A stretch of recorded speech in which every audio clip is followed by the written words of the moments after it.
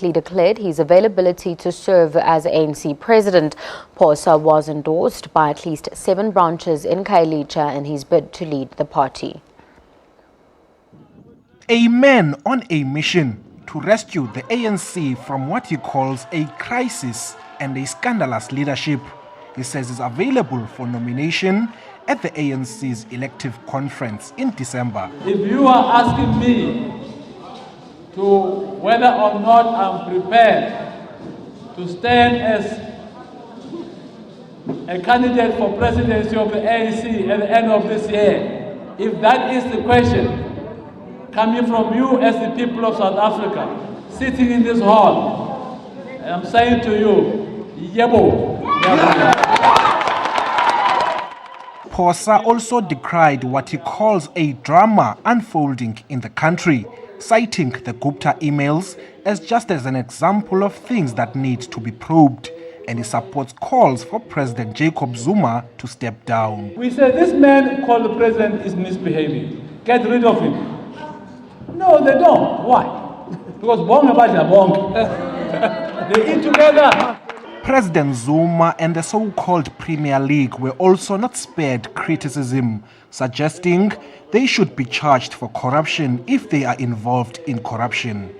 Zuma must stay here. He must not go to Dubai. If there's anything wrong Zuma has done, we'll build him a Dubai next to Postmore. Phosa says the only way to rescue the ANC would for the NEC and cabinet to resign. Meanwhile, Phosa's campaign will be led by Andile Lili, who was the ringleader in the Cape Town poo protests. Pulelani Philip, SABC News, Cape Town. The annual Nat Nakasa Award for Courageous and Brave Journalism has been awarded to City Press investigative reporter Sipho Masondo. Masondo has written a series of exposés of corruption in the Department of Water Affairs. The award ceremony was held at a gala dinner hosted by the South African National Editors Forum, SANEF, in Durban. The Nat Nakasa Award aims to recognize journalists who show exceptional integrity and courage in their work. These are journalists who refuse to be silenced. This year's recipient is known for refusing a 3.5 million rand bribe and a 900,000 rand job offer to remain mum on corrupt activities. The investigative journalist says he will remain loyal to his profession.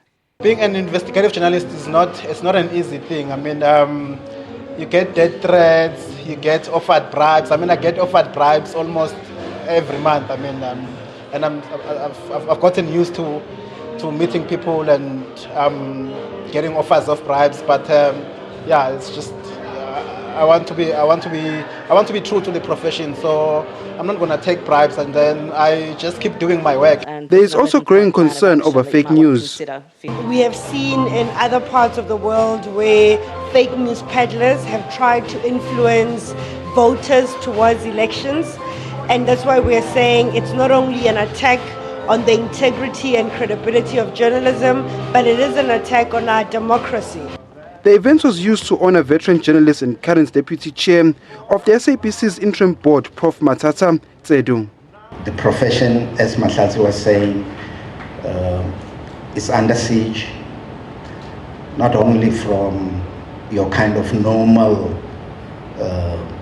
enemies, state, and maybe even communities and stuff like that, but subversion even from inside, where institutions like ANN7 and those kinds of things are specifically manufactured to discredit journalism. The Stephen Rotesley Award went to media personality Paula Frey for her extraordinary commitments to work towards the achievement of the goals of SANEF. Lungisu Kumalom, SABC News, Durban.